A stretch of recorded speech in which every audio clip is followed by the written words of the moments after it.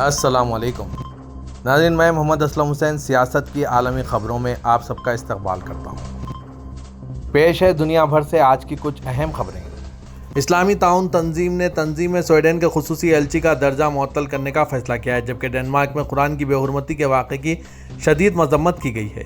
OIC general secretariat نے ایک بیان میں کہا ہے کہ یہ فیصلہ جولائی کے شروع میں OIC کی ورکنگ کمیٹی کے ہنگامی اجلاس کی سفارش کے عین مطابق ہے۔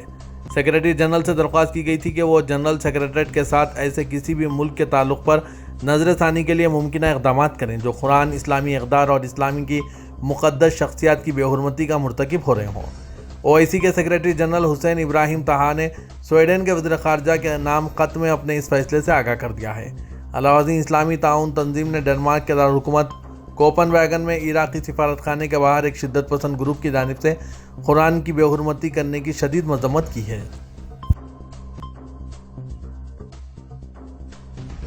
کنگ عبدالعزیز اور ان کے ساتھیوں کی فاؤنڈیشن برائے تحفہ اور تخلیقی صلاحیت، جسے موہبہ کے نام سے جانا جاتا ہے، آج اتوار کے روز ریاض میں فن تعمیر اور ڈیزائن کا ہنر پروگرام کا آغاز کیا گیا۔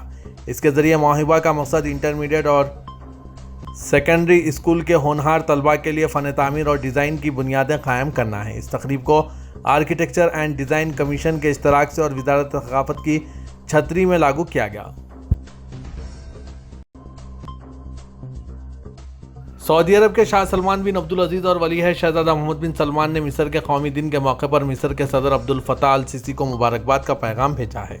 سرکاری خبررساں ایجنسی SPA کے مطابق سعودی قیادت نے اپنے پیغام میں مصری صدر کی اچھی صحت اور خوشی، مصر کی حکومت اور عوام کی پائیدار ترقی و خوشحالی کی خواہش کا اظہار کیا۔ شاہ سلمان بن عبدالعزیز نے سعودی عرب اور مصر کے تعلقات کو بھی سراہا اور کہا کہ وہ ان کے مزید فروغ کے خواہش مند ہیں۔ قطر نے آج اتوار کے روز ڈنمارک کے دارالحکومت میں کوپن ویگن میں قرآن پاک کے نسخے کو نظر آتش کرنے کی شدید الفاظ میں مذمت کرتے ہوئے اس بات پر زور دیا کہ یہ گھنونے واقعہ دنیا کے 2 ارب سے زائد مسلمانوں کے جذبات کو مجروح کرنے اور اشتعال دلانے کا عمل ہے۔ وزارت خارجہ نے اپنے بیان میں خبردار کیا ہے کہ آزادی اظہار کے بہانے قرآن پاک کی بار بار خلاف ورزی کی اجازت دینا نفرت اور تشدد کو ہوا دیتا ہے، پرامن بقائے باہمی کی قدر کو خطرے میں ڈالتا ہے اور وہ دوہرے معیارات کو ظاہر کرتا ہے۔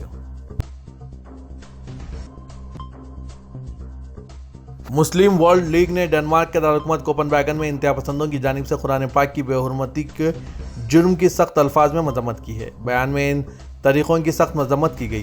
اس عمل کو گھنونا، مذاق خیز اور تمام مذہبی انسانی اصولوں کی خلاف ورزی اور عالمی برادری کی اقدار کے ساتھ تصادم قرار دیا گیا، جس نے حال ہی میں ان طریقوں کے خطرات کے بارے میں خبردار کیا تھا اور واضح طور پر اسلاموفوبیا، اشتعال انگیزی اور اسلام اور مسلمانوں کے خلاف نفرت کے تمام مظاہرے کو مسترد کرنے کا اعلان کیا تھا۔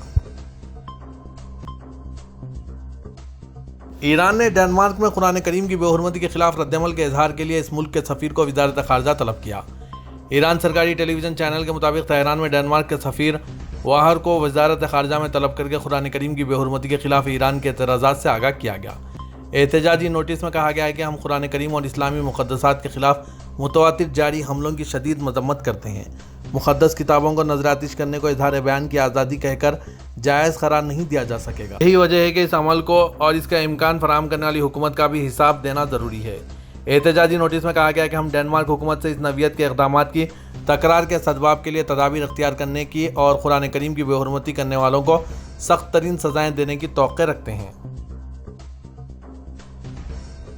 40 سے زائد ممالک نے برکس میں شمولیت میں دلچسپی ظاہر کی ہے۔ اقتصادی اتحاد اور ایشیائی ممالک کے ساتھ تعلقات کے ذمہ دار جنوبی افریقہ کے سفیر اینیل سوکال نے کہا ہے۔ سفارتکار نے جوہانسبرگ میں کہا کہ 22 ممالک نے گروپ میں شامل ہونے کے لیے باضابطہ طور پر درخواست دی ہے، جبکہ برابر کی تعداد ریاستیں غیر رسمی طور پر برکس کے رکن بننے کے بارے میں پوچھ رہے ہیں۔ سوکال نے برکس کو ایک جامع تنظیم کے طور پر بیان کیا جو بڑی عالمی برادری کے ساتھ بات چیت کے لیے ہمیشہ کھلا رہا ہے۔